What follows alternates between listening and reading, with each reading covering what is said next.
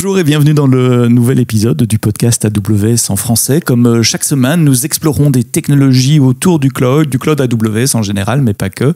Et cette semaine, c'est un bon exemple où on va s'aventurer dans des territoires externes à AWS, mais pas trop externes quand même, puisque c'est une technologie que beaucoup d'entre vous utilisent. J'ai le plaisir d'accueillir dans cet épisode du podcast Nicolas Herman, qui est Staff Solution Engineer de HashiCorp. Bonjour Nicolas, merci d'être là. Alors, HashiCorp, c'est la société et vous avez un produit phare que tout le monde connaît dans le monde du cloud, c'est Terraform. Bonjour Sébastien et merci de me donner l'opportunité de m'exprimer dans ton podcast. Donc tout à fait, aujourd'hui, c'est comme tu l'as précisé, Terraform est un des outils extrêmement connus de la société HashiCorp qui, elle, pour le coup, l'est un peu moins. Et c'est effectivement le sujet du jour pour parler de comment s'intégrer et qu'est-ce que Terraform, à quoi ça sert, à quelles problématiques ça résout, ou en tout cas on tente de résoudre, et quel est l'intérêt de l'utiliser dans un écosystème AWS et cloud en général. Alors c'est parfait, tu viens de faire l'agenda, donc si vous connaissez Terraform, restez avec nous parce qu'on va quand même parler d'autres choses dans la deuxième partie du podcast. Et puis si vous connaissez pas Terraform, ben voilà, là j'espère qu'on va vous mettre quelque chose entre les mains que vous pouvez utiliser directement après avoir écouté cet épisode. Terraform, c'est un outil pour faire de l'infrastructure as code, je peux résumer comme ça? Exactement, c'est exactement pour ça. Oui. C'est quoi l'infrastructure as code? Alors, l'infrastructure as code, ma propre définition, mais après, on peut toujours aller sur Google pour en trouver une autre, c'est justement d'apporter toutes les bonnes pratiques du développement applicatif, mais associées à de l'infrastructure. Donc, qu'est-ce que ça veut dire? Ça veut dire que l'on va commencer, en fait, à codifier son infrastructure, à versionner son infrastructure, à faire des tests au niveau de son infrastructure, à automatiser en fait toute cette partie-là, et donc s'intégrer en fait dans un workflow, dans un processus d'automatisation complète de son infrastructure, avec d'un côté le fait de pouvoir la décrire, donc c'est ce que l'on va utiliser notamment, et on le verra un peu plus tard dans la partie Terraform, avec le langage qui est utilisé, pour ensuite arriver à un état fini qui est de l'infrastructure déployée. Et donc ça c'est possible grâce au cloud en général qui mettent une API sur l'infrastructure. Là où avant il fallait mettre des machines dans des racks, maintenant je peux appeler une API sur HTTPS et dire démarre-moi cette machine. Et donc si je résume ce que tu as dit, c'est d'essayer d'apporter les bonnes pratiques logicielles à du code qui va créer de l'infrastructure pour moi. Ça veut dire pour créer mon réseau, créer mes load balancers, etc. J'écris du code et je peux faire ça avec Terraform. Tout à fait. Exactement, c'est exactement ça. Donc je vois bien, enfin moi je viens d'un monde de développement logiciel et donc je vois bien les avantages du versionning que tu as mentionné. Je trouve ça même assez fascinant de pouvoir se dire ok, mon data center c'est un script, c'est un fichier texte, je peux le versionner, je peux l'avoir dans GitHub. Exactement. Et donc comprendre les changements et les évolutions, et puis en plus c'est une documentation, là où on va pas nécessairement documenter une infra dans les moindres détails. Là on a un niveau de documentation extrêmement formalisé puisqu'exécutable, donc très très très formel. Comment je commence avec Terraform? J'ai un truc à downloader, ça marche comment? Oui, alors c'est très très simple. Alors déjà il faut savoir que comme tout ce que nous faisons chez HashiCorp, c'est une solution open source. Donc, on peut directement la télécharger sur Internet. Donc, c'est un binaire Go. Donc, il y a l'avantage aussi d'être exécutable et sans dépendance particulière à d'autres SDK ou d'autres choses de ce type. Donc, je vais sur le site d'HashiCorp, terraform.io d'ailleurs, pour ne pas le nommer. Et je peux télécharger la version qui m'intéresse en fonction de l'OS que j'utilise. À partir de là, je peux commencer à l'utiliser et à créer en fait mes premières configurations et déployer mes premières infrastructures. Alors et ça génère quoi en fait? Une fois que je vais exécuter mon script, ça génère du CloudFormation. Comment ça fonctionne sous le capot? Alors comment ça fonctionne sous le capot pour aller un peu dans le détail? Donc déjà on va utiliser un langage descriptif. Donc on va appeler un DSL qui s'appelle le HCL pour HashiCorp Configuration Language. Donc l'avantage de ce langage descriptif, c'est que déjà il est lisible par toi et moi et par tout le monde, contrairement à du code qui pourrait être du code Java ou du JSON ou des choses comme ça. Et donc l'intérêt est de pouvoir s'appuyer sur un seul et même langage, peu importe le type de ressources que l'on souhaite déployer. Après, derrière, ce que va faire, et j'aime bien utiliser cette analogie, c'est Terraform, ce qu'il va faire, c'est il va prendre ce code, il va lire ce code, et il va derrière créer en fait une représentation de l'infrastructure et des calls d'API qu'il a à faire en fonction des différentes ressources qu'il a à créer. Donc, il crée est-ce que j'ai l'image mentale de l'outil qui crée un espèce de graphe de dépendance. Exactement. Il va déterminer lui-même les dépendances et puis après il peut, entre guillemets, exécuter ce graphe. C'est correct? Exactement. C'est d'ailleurs, on utilise la théorie des graphes à l'intérieur de Terraform. Donc, c'est exactement ça. Tout à fait. Donc, on va pouvoir justement supprimer, en tout cas, la complexité au niveau de l'utilisateur qui veut juste créer de l'infrastructure, qu'il n'ait pas lui-même à avoir besoin de penser quelles ressources sont indépendantes avec telles autres ressources. C'est Terraform va gérer tout ça pour lui. J'aime bien l'idée DSL, ça veut dire qu'il ne faut pas nécessairement un développeur pour utiliser Terraform. Absolument. Quelqu'un qui vient du monde de l'administration système, Exactement. du script, va retrouver ses gènes assez rapidement. Oui, tout à fait. C'est mon cas d'ailleurs, parce que j'ai jamais été développeur avant, et c'est quelque chose que j'ai pris en main assez rapidement, parce que justement, c'est quelque chose qui est presque naturel en fait, parce qu'on décrit réellement ce que l'on veut faire, et c'est vraiment très simple à utiliser. Au fait, quand on parle d'infrastructure as code, souvent dans la littérature, on voit une opposition, parfois un peu artificielle d'ailleurs, je suis pas trop d'accord avec cette opposition, mais enfin, pour caricaturer, entre l'impératif et le déclaratif. Donc dans l'impératif, je vous dis ce qu'il faut faire, c'est quand j'écris mon shell script bash par exemple, où je dis appelle telle commande, mon script Python. Et puis le déclaratif où on dit voilà ce que je veux, et puis c'est l'outil qui se charge du reste. Si je te suis bien, c'est plutôt du déclaratif ici. On est tout à fait dans le déclaratif, ouais. Tout à fait. Et le DSL permet quand même des constructs similaires à des langages de programmation. Je pense à des boucles, des conditions, des trucs comme ça. Oui, alors il faut savoir quand même qu'il y a eu un gros changement qui est apparu l'année dernière avec la version 2 du langage HCL.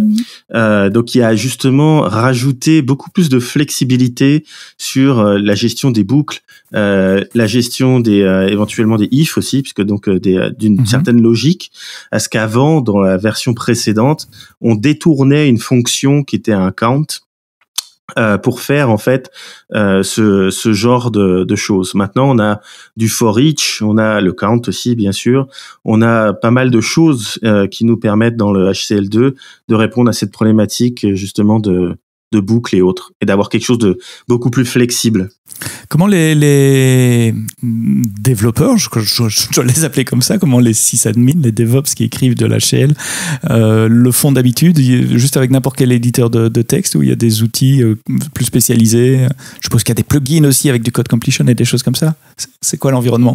Il y a même exactement un plugin que nous-mêmes nous gérons, donc qui est principalement fait pour VS Code. Il est vrai qu'aujourd'hui, on a plutôt tendance à utiliser du VS Code, donc Visual Studio Code pour donner son nom en entier, parce que c'est gratuit, c'est open source, et puis ça marche plutôt pas mal, et il y a beaucoup de plugins, dont effectivement celui de Terraform. Mais sinon, ça pourrait être n'importe quelle autre idée, mais voilà. Mais celui-là a un plugin, donc Visual Studio Code, avec le plugin. Est-ce qu'on peut tester du code Terraform? Est-ce qu'il y a des techniques, des outils pour tester? Je reviens sur cette idée de best practice du logiciel. Une des best practices du logiciel, c'est de faire des tests unitaires, ce qui n'est pas toujours facile de faire avec CloudFormation. Est-ce que l'HCL m'aide dans ce cas-là? Terraform en tant que tel, pas spécialement. Par contre, il y a un écosystème autour de ça. Ce qui est intéressant, c'est de voir aussi notamment la communauté qu'il y a autour de cette approche infrastructure as code, et plus particulièrement autour de Terraform. Donc, il existe des outils, typiquement TerraTest, par exemple, qui est un outil fait par Gruntwork, qui permet de définir des tests unitaires et de tester en fait le code. Après, sinon, on a des outils beaucoup plus classiques, dont un qui s'appelle Kitchen, donc qui est édité par Chef, et qui s'associe bien aussi avec justement tout ce qui est TDD par exemple, pour justement tester son code Terraform. C'est quoi un TDD? C'est du développement, en fait, donc en français, c'est du développement drivé par les tests. Donc justement, c'est de permettre en fait de pouvoir tester c'est le code que l'on est en train de faire. Ouais, oui, ok. Je pensais que tu référençais un produit, je me dis tiens, TDD, je connais pas cet acronyme-là. Mais dans le contexte du test, oui, ça a du sens. TDD, en fait, l'idée, c'est d'écrire les tests même avant d'écrire le code. J'écris mon test et puis après, j'écris le code pour valider que le test fonctionne, ou l'inverse peut-être.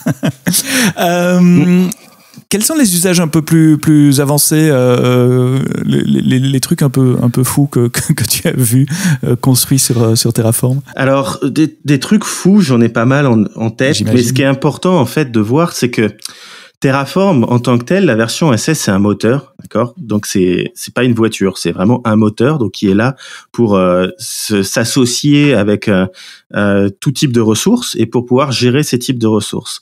Maintenant, derrière, ce qui devient de plus en plus important aussi, notamment dans la gestion du cloud, ça va être tout ce qui est gestion des coûts et tout ce qui est gestion de la gouvernance et de la sécurité, parce que ça devient, c'est même pas ça devient, c'est d'ailleurs très critique déjà, notamment principalement la sécurité. Et donc, aujourd'hui, on a en fait aussi bien des clients que des utilisateurs qui utilisent Terraform pour générer et gérer des dizaines de milliers de ressources dans le cloud, et ce de manière quotidienne. Et on a pas mal d'exemples en fait dans ce cadre-là sur des grosses infrastructures justement gérées par Terraform. Et donc ce qui fait en fait que derrière, avec certaines fonctionnalités que l'on va retrouver dans les versions payantes de Terraform, on va justement aussi automatiser d'autres choses dans le workflow de Terraform qui vont être notamment, comme je disais, la sécurité, et forcer ou empêcher des déploiements dans le cloud ou dans des infrastructures en général pour s'assurer qu'ils soient en conformité avec les règles d'architecture de l'entreprise, par exemple. Donc là, tu parles de la version payante de Terraform, on est d'accord? On n'a pas la version un peu de source. J'essaye d'imaginer aussi, de mettre ça de me faire une image mentale de ce que tu es en train de dire. Ça veut dire quoi? En tant qu'administrateur de système ou avec mon équipe sécurité, je peux définir des politiques. Par exemple, je vais prendre un exemple simple, ce sont les règles d'accès réseau, par exemple, de quelle adresse IP, quel port.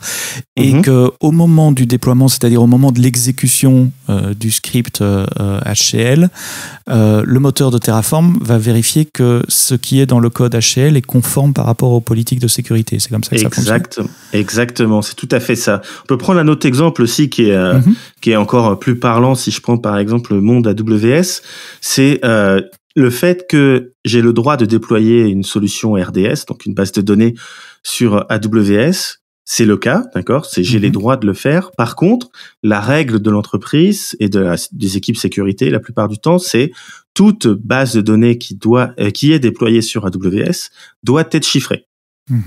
D'accord? Chiffrement au repos des données. Hein, donc, oui, c'est de ça qu'on parle. Exactement. Rien ne m'empêche de ne pas le faire dans du code Terraform, parce qu'il suffit que je mette la valeur à false au niveau de voilà, ou que j'oublie de le faire, parce que c'est aussi bien pour contrer les oublis que pour aussi se prémunir des cas justement plus intentionnels de malveillance, on va dire. Et donc, ce qui est intéressant là-dedans, c'est que l'on va pouvoir parser le code, vérifier qu'est-ce qui est en train d'être fait, c'est-à-dire avant que ce soit fait, parce que c'est important, et donc d'empêcher justement ce genre de déploiement avant que ce soit fait. C'est-à-dire qu'on est en proactivité plutôt qu'en réactif, c'est-à-dire on interdit le déploiement avant que celui-ci intervienne, si jamais il ne correspond pas aux règles de la sécurité. Et ça fonctionne avec un autre outil, un autre service d'HashiCorp, ou c'est Terraform qui fait ça lui-même? Alors, c'est pas dans Terraform. On commence à combiner plusieurs choses là. Oui, alors c'est pas dans Terraform, c'est dans le moteur OSS, il n'existe pas. C'est quelque chose qui est intégré dans toutes les versions entreprises, donc les versions payantes de HashiCorp, que ce soit aussi bien Terraform mais les autres produits aussi. Et ça s'appelle Sentinel. Et là, on est plus du coup dans un langage de programmation. parce que là, c'est là où on va intégrer toute la logique en fait des règles qui sont souvent décrites dans soit des fichiers Excel, soit des PowerPoint, soit des documents au niveau de tout ce qui est gouvernance et conformité, pour justement intégrer un peu ces règles métiers entre guillemets dans un moteur de règles qui va être Sentinel. D'accord. Et quand quelqu'un m'explique une solution technique, j'essaie toujours de faire des analogies avec les choses que je connais. Je suppose que les gens qui nous écoutent font la même chose. À ma connaissance, il n'y a pas moyen de faire ça sur AWS en natif. Hein. En proactif, de la manière dont tu l'as décrit. Évidemment, il y a moyen de le faire en réactif après. Oui. Mais j'ai raison, là, il n'y a pas d'équivalent dans le cloud AWS pour Pas à ma connaissance, non. Mais par contre, c'est quelque chose qui se combine bien, parce que si tu veux, Sébastien, ce qui est important, c'est que effectivement, le mieux, c'est de pouvoir empêcher de déployer des choses qui sont non conformes. Par contre, des fois, la politique arrive après que ça a été déployé. Ça peut arriver. Oui, bien sûr, un des politiques changent. Ouais. Qui arrive, exactement. Ou une politique change, des choses comme ça. Donc, vous avez toujours la possibilité, à travers AWS, par contre, de faire du reporting, justement, sur après, derrière, de la conformité sur des choses qui sont déjà déployées, et plus faire, comme je dirais, un monitoring, en fait, de l'état de santé de l'infrastructure en général. Parce que ça, c'est pas le rôle de Terraform, c'est plutôt le rôle des clouds ou des infrastructures à terme. C'est de faire ça et de garder ça dans la continuité de l'auditing, entre guillemets. Alors, continuons dans les choses justement que Terraform fait, qu'il n'y a pas moyen de faire en natif avec les outils AWS.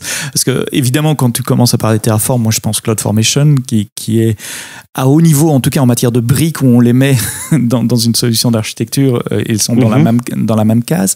Mais qu'est-ce que Terraform permet de faire d'autre au niveau du cloud, des clouds, que CloudFormation ne fait pas? Alors, ce qui est très important, en fait, dans la notion et l'ouverture en fait de Terraform, c'est justement ce principe-là, c'est-à-dire que Terraform n'est pas lié à un cloud provider en particulier, et donc est principalement utilisé justement parce qu'on a énormément en fait d'API à gérer, de ressources à gérer, et donc plutôt que d'avoir en fait des outils dédiés à un cloud ou à une solution particulière, il est plus simple et plus gérable d'avoir une solution qui va pouvoir parler avec à peu près toutes les API du marché, et donc du coup avec un seul et même langage. C'est ça qui est important principalement. Donc ça veut dire que mon script HCL, je peux l'écrire une fois et puis déployer sur différents clouds publics ou privés. Ça, ce serait le rêve. Non, parce que malgré tout, les API de chaque cloud sont différentes. Donc, l'API du cloud AWS ne sera pas la même que l'API du cloud de Microsoft et de GCP.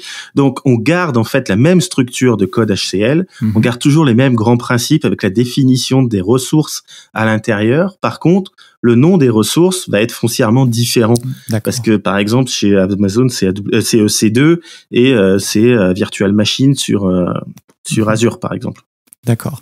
Et ça anticipe ma question suivante, c'est-à-dire, si vous faisiez ça, au fait, vous seriez obligé de niveler par le bas en ne gardant que les points communs entre les différents cloud providers, ce qui n'est pas le cas ici. Non, on garde bien toutes les spécificités de chacun. C'est, comme tu dis d'ailleurs, et tu as évoqué ce mot provider, ce qui est important aussi, c'est que Terraform fonctionne justement avec ce que l'on appelle des providers, qu'on pourra définir comme des plugins, en fait, qui sont dédiés pour chaque soit cloud provider, soit software vendor, soit hardware, peu importe ce qu'ils doivent gérer, d'accord, qui sont en fait pour la plupart en collaboration avec les équipes du partenaire technologique, donc AWS pour ne pas citer, et HashiCorp, ou par la communauté, ou directement par le partenaire technologique lui-même. Et donc, ce qui nous permet aussi de pouvoir gérer un large éventail de ressources. Aujourd'hui, on est à plus de 300 providers à disposition. Ah oui. Mais même si chez AWS on prône la culture du cloud unique, évidemment, la réalité chez nos clients, c'est que souvent il y a soit du multi-cloud, soit de l'hybride entre du on-prem et du cloud. Et donc avec HCL et avec Terraform, je peux coordonner des déploiements sur plusieurs provider, donc imaginons plusieurs clouds publics ou une partie en interne, une partie en public. C'est vraiment comme ça que tes clients l'utilisent. Exactement, et même aussi si on était monocloud, bien que ça arrive, mais c'est pas toujours le cas qu'on retrouve. C'est principalement de l'hybride avec de l'on-prem et un ou deux clouds en plus. C'est que aussi, ne serait-ce qu'à l'intérieur d'AWS, c'est si le client souhaite toujours utiliser du F5 ou du Palo Alto ou des choses comme ça. Avec CloudFormation, on ne peut pas gérer en fait des équipements tierces, et c'est ce qui va aussi amener de la force à Terraform, c'est de pouvoir gérer aussi à l'intérieur même d'un monocloud des équipements qui ne sont pas du cloud en tant que tel, mais qui sont des solutions tierces qui peuvent être managées aussi du coup également par Terraform. Donc on garde toujours en fait cette même approche. Avoir un seul et même outil pour gérer toute votre infrastructure, où qu'elle soit.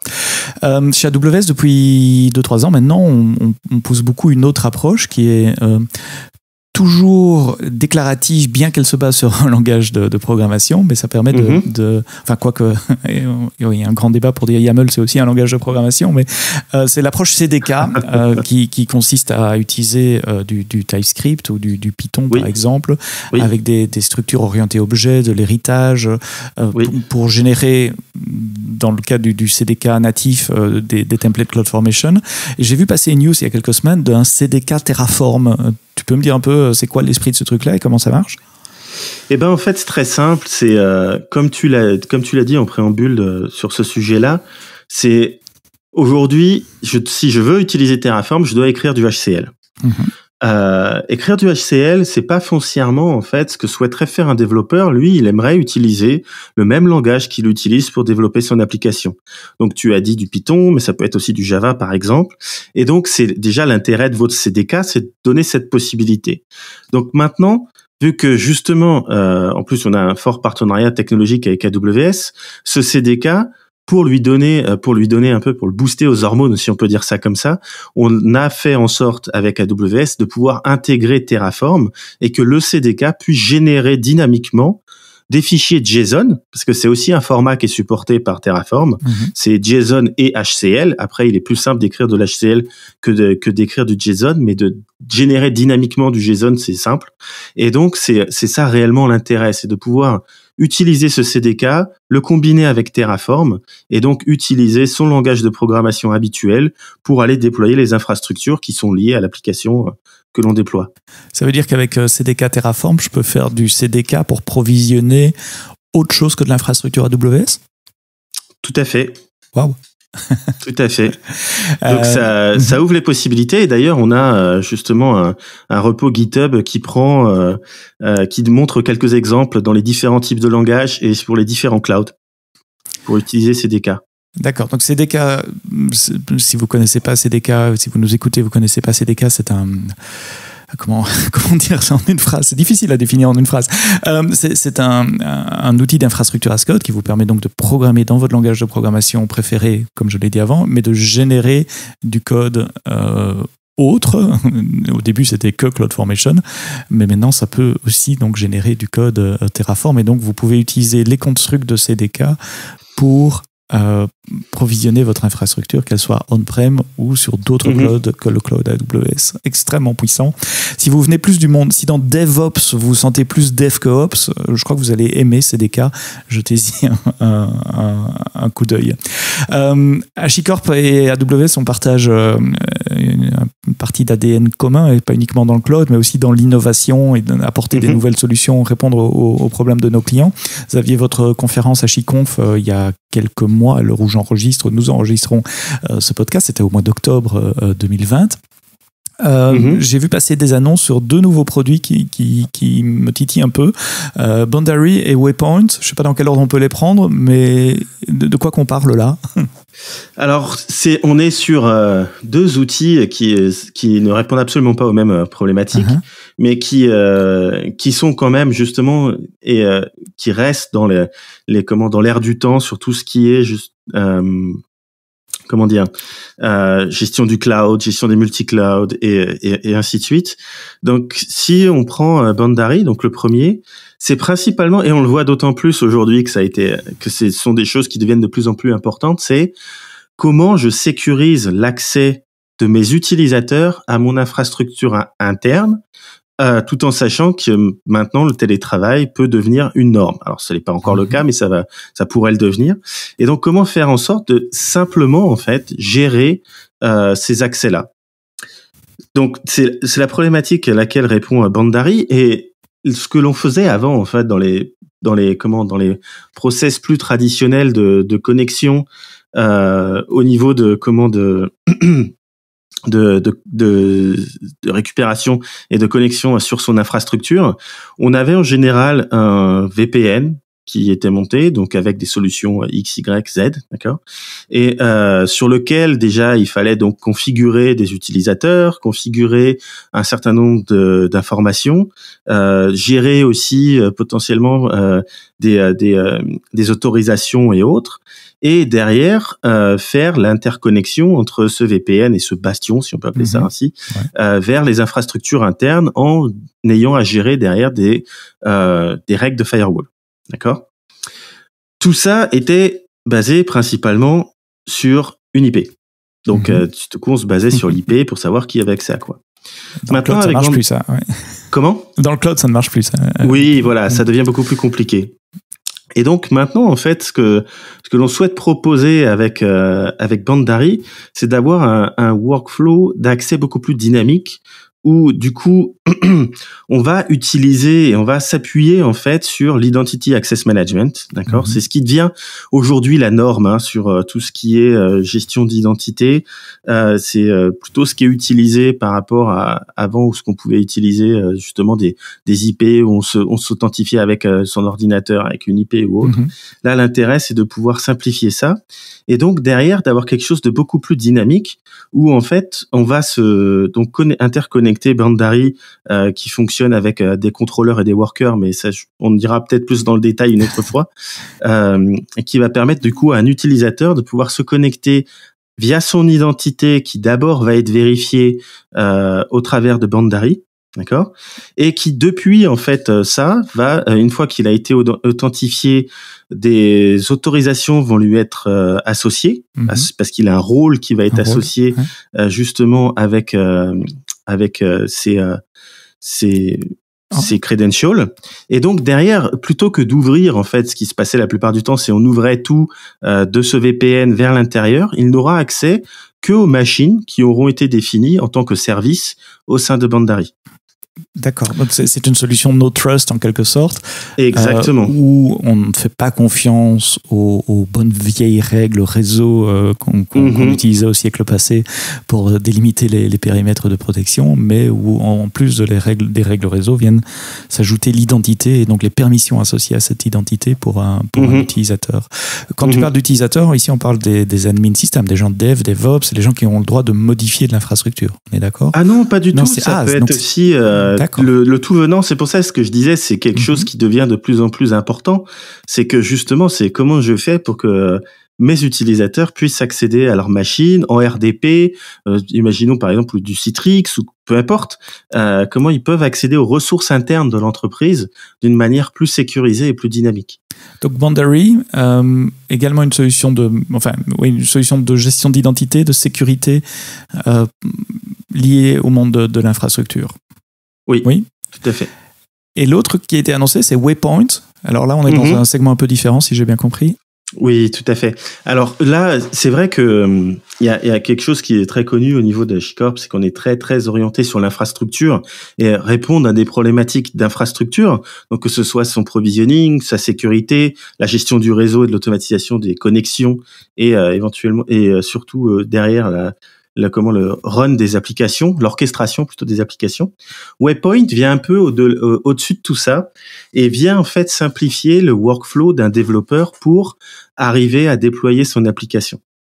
Donc qu'est-ce que c'est? C'est en fait une couche d'abstraction qui va permettre à un développeur de pouvoir automatiser ses étapes de build, de deploy et de release. D'accord?